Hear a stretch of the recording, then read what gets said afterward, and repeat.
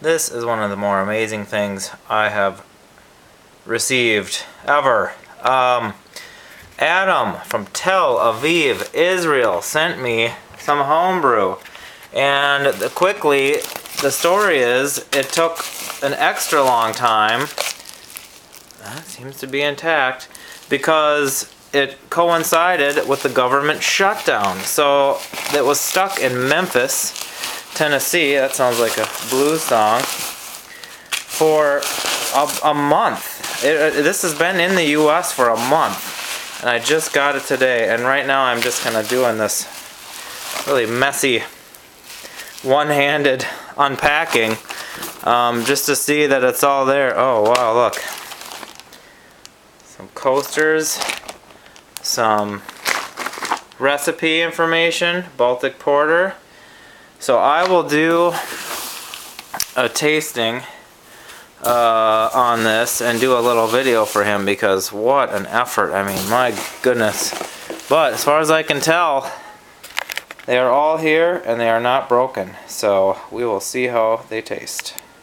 This is the first one. Pours nice fluffy head. Looks like it is a let's see, hoppy one. Brewed in April 2013, so a little on the older side now, but freestyle brew day without calculations. Mixed a bunch of miscellaneous ingredients they had left over. Pilsner, Turo, Carahel, Melanoidin, Carapils, hops, Cascade, Simcoe, Citra, Amarillo, and other ones. US 05 dry yeast. It was bottle conditioned, so I poured off the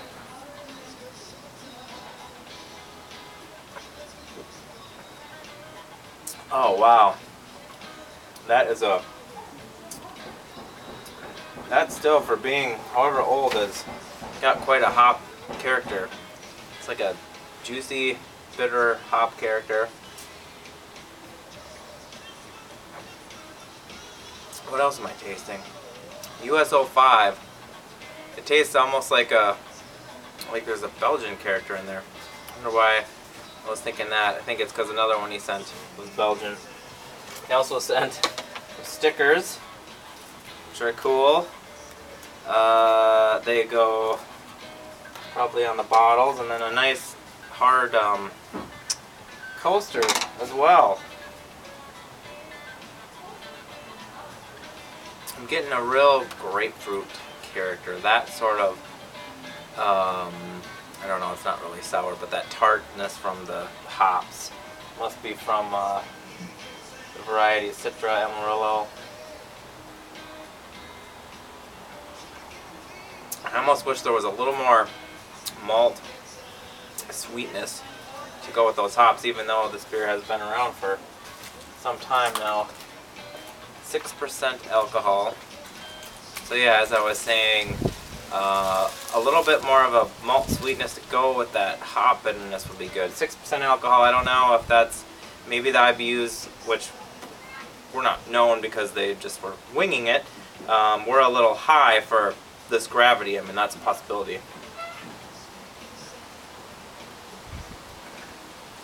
It also has retained a murkiness, and it's been a couple of days since I got the bottle. I've had them in the fridge.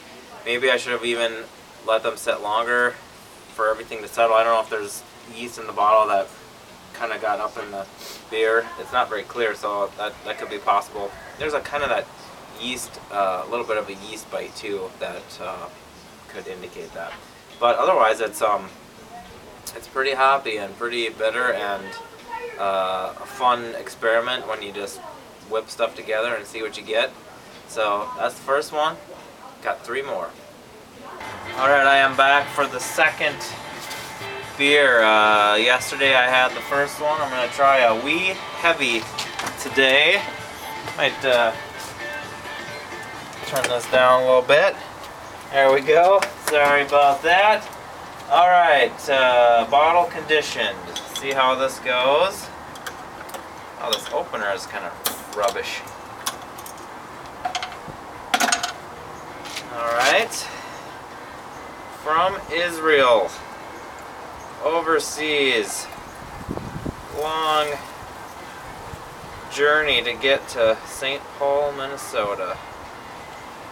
You know, this one too, kind of like the other one, it's a little murky, which is fine, but I'm wondering if something with the dry yeast. This one is also a SO4 dry yeast. Yesterday was SO5. I don't know what O4 is off the top of my head. O5 I think is a kind of a standard ale. It's pretty cold. I'll probably come back and do more notes when it's warmed up some. Brewed May of this past year. Now it is November, so 6 months, 5.5 months old. 6.7% alcohol, 30 IBUs. Grain bill, pale ale 2-row, Cara Amber, peated malt. Oh, okay. Roasted barley, carapils, hops, Kent Goldings. It's quite chilly. Probably should have took it out a little early. I'll do an initial sip here.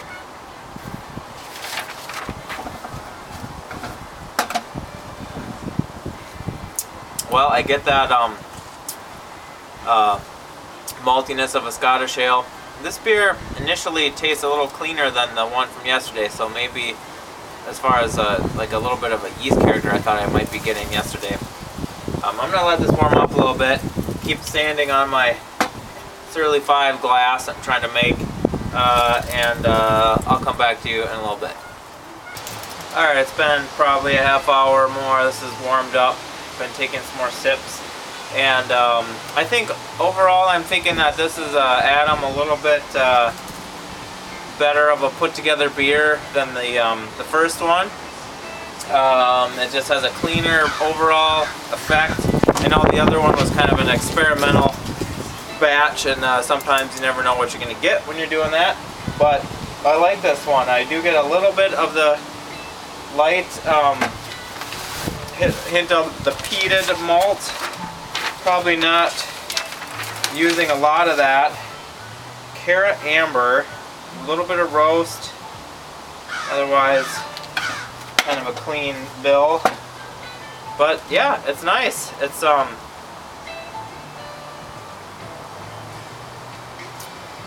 wonder if that yeast is the English yeast. SO4. I haven't looked it up, but anyway. This one's tasting pretty good. I like it. I'm enjoying it out here on a sunny early November day. It's probably 50, 55 out here, and got my Surly glass about as good as I can get it for now. Pretty flat on the top now. So yeah, catch you guys later. Got a couple more of these. Maybe I'll see if I can have Chip get in on tasting some of those. Here are the beers poured out. Belgian Specialty. We'll talk more about these. And the Baltic Porter from Israel. I just started rolling just for a second. Look at this. This is what we got going on. What's going on YouTube? Battle Royale. Alright, we're back. We got beers number 3 and 4 of 4 from Israel. And I had tried to get Chip and share the international love, and then look who came. Look who showed up. Stopped by. Michael Dawson. So we've been drinking these, Adam, as you can see. We each had the Belgian Specialty and the Baltic Porter. We've already kind of been talking about it and stuff, so we're just going to do some notes here on camera quick. I guess let's start with the Baltic Porter since that's on top. We only have a little bit left.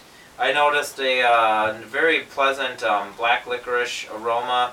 Also some kind of the burnt toffee, caramel type flavors. I think the Munich is coming out there, and we all kind of were enjoying that. Yep. I would say. Very Bach-like. It is 8.3% alcohol. It is about 7.5 months old at this point. Pilsner, malt, Cara Munich 3, Carafa 2, and Munich malt 10. It's a lot of Munich bomb. It's a couple Munichs. All of his yeasts are dry, which I'm speculating might be just what you can get in Israel. You might be able to just get dried yeast. I mean, it's cool. He apparently can get pretty much all the ingredients he needs to brew decent all-grain beers in Tel Aviv. So, you know, this dry yeast is a lager strain. It's a lager. That's dry. what Michael was saying. Okay. Saf Lager W34/70. Is that one strain or would that be two? That's one strain. Oh, it is. is. That's its serial number, 3470. Oh, okay. Yep. Crazy. Dry yeast people.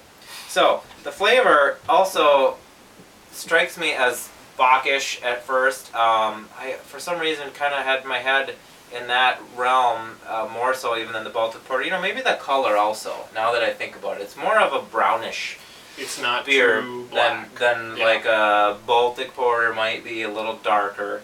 SRM 26, I don't know off the top of my head. I mean, that doesn't sound too dark. It's dark brown. Okay, Dark so it's not a... mahogany. What do you need for a kind of a black? I usually, to me, I don't know, just subjectively, objectively? Subjectively, I think 30 is kind of what I consider to be the start of pitch black, stout color. Okay, so we're touching on that. You get an initial sweetness when you drink it, but then as it finishes, it changes and it becomes a little bit more of a acridness, a little bit of an astringent, of kind of a bitterness that I guess I would not expect in a porter, although porters can be roasty, or maybe not roasty. There's some flavor that you have in stouts you don't have in porters, but anyway, those highly kiln malts, you know, that you get in porters, that's not the flavor that I'm talking about. It's some kind of a different kind of a flavor. I don't know if it's from the yeast, I don't know if it's from hanging out in Memphis, because it was at the FedEx facility for about 3 weeks, and it couldn't get moved to me because government shutdown.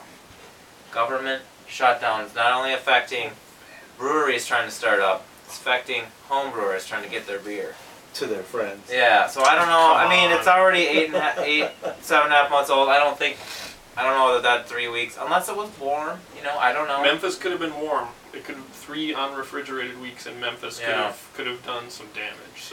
So it's a little bit of a flavor that maybe I wouldn't expect in the Baltic Porter, but it isn't. I said earlier, it's not a showstopper. It's not like, oh, this beer is bad. It could be the alcohol content too, because 8.3 is nothing to sneeze at, and that could, like we were talking, it's much more apparent in the stronger Belgian Specialty, but you could get that kind of drying effect. My last sip, I didn't notice it as much. Almost like if it warmed up a little bit. I mean, we've been holding it and warming it a little bit, but maybe you just needed to warm up a little bit with those previous 4 ounces. Maybe. All right, Good. so yeah, thank you for sending that one. That was the third one. The last one was, I think, actually out of all 4 of them, perhaps my favorite. Is it a showstopper? No, showstopper would be a bad thing. Oh, okay. That's I thought what a I meant. showstopper was like, stop the show, it's awesome. No. That's a blockbuster. I thought a showstopper was good too. So Oh, it's you just- did? Yeah. Oh, I said, But I you meant meant it's it not a the showstopper, other like way. stop Deal the breaker, show. showstopper. So Stop this the- one stop is a the blockbuster shot. though, right? This Out one of I the like. 4. This one, he said, it placed second in the Israeli long shot contest, which I am assuming has something to do with Sam Adams, although I would have never known that they would have done that. So, but that's This beer an is excellent delicious. result, and this has definitely been my favorite. There's all kinds of good stuff going on in this beer. 9.2%, April 26th. It's November 13th today, so 6.5 months, I guess. Not particularly dark. 40 IBUs, Pilsner, wheat malt, and homemade candy sugar. That's awesome. So I think the candy sugar probably boosted the alcohol up a little bit and also helped it finish moderately dry. Orange peel and grains of paradise. Hops Columbus, Nelson, Savin, wait. Yeast T-58, which is a yeast that I have used. So when I smelled this, it was a very familiar smell because I've made wit beers with this yeast, and I think that some of that aroma must come from that yeast. These guys are talking about white pepper, which is a pepper I'm not super familiar with, but they were both kind of talking about that. Definitely an orange juice and white pepper. A little bit of, I thought at first it was funk, a little bit of funk, but I think that's just the white pepper because once you taste it, there's no funk in the taste. No. Funk is in almost like buggy, bready, but It's definitely orangey. mhm. The overall in the flavor, there's a great sweet character, but it also has a lot of zestiness, which can refer to the spices. It might be the grains of paradise. It definitely is the yeast. It could also just be, I don't know if the orange peel contributes a little bit of bitterness, possibly, depending on how much and how it was used. As it's warmed out too, it's getting a little pithy, a little Mhm. like acidic on, not in a bad way either, but just in a way that it wasn't when you first poured it. But we have such a small sample in our hands. I was Yeah. holding it probably Mhm. inappropriately for having such a small sample. So it's It's definitely almost- as warm as it can get at this point. It's almost mimosa-like with that orange quality Yes. and the alcohol level That is and the exactly what carbonation. this tastes like. Yeah, Yeah. you get at the end of this one, I think more so than the Oops. Baltic Porter, which was 1% alcohol lower than this. But this may have finished lower than the Baltic Porter, and it is 1% more in alcohol. So this I get a little bit more of an alcohol note. But again, in a strong Belgian, that is completely within what you're gonna expect and gonna get. hmm I think the legs on it are just mesmerizing, and I've been mesmerized by it for a few minutes here, just kind of swirling the glass and watching the alcohol coat and just kind of slide around the inside surfaces. It's it's a really enjoyable beer, I think. Yeah. Did Chris Paynes make some Belgian like this? I don't That one that we tasted in episode blah, 5 or 6, the Golden Sunshine Belgian Triple IPA. Oh, yeah. Remember that one? That one was way Oh, the hoppier fruitier. one. Hoppier, definitely more fruity. That thing It's really such a didn't get familiar bitter. taste, and I've not made this type of beer with this yeast, but it is a familiar. It's saison-y, flavor but to me. without the like farmhouse, the funk. It's kind of got the malt, the orangey spiciness. See, I think of it more like a triple with a little extra spice. Hmm. Because triples normally, I don't know, do you put spices in triples? I mean, Usually sugar, but Yeah. not spices. Maybe really small levels. in candy certain sugar, you could do it. examples. You could maybe do like a tiny bit of. Well, maybe you don't do wheat malt. I don't know. It tastes like it A lot of reminds me of saisons a have triple. wheat. A lot of saisons are definitely Yeah, have a wheat it might be more influence. of a saison type of beer, but it was very good. Congratulations on placing second in the long shot, dude. That's awesome. Yeah. Cheers to that. And thank you Yeah. for sending these. So I did a couple other reviews that I'll probably have before this one, and I'm glad it worked out. Thank you for watching my videos and being interested in sending me this stuff. It was really fun to try them. That is- Cheers, everyone. That's probably the Cheers. first international homebrew swap I've been a part of, so that's awesome. Thank Yeah. you. All right. Yeah. Glad you guys got in on it. We got more work to do. See you later. Pleasure.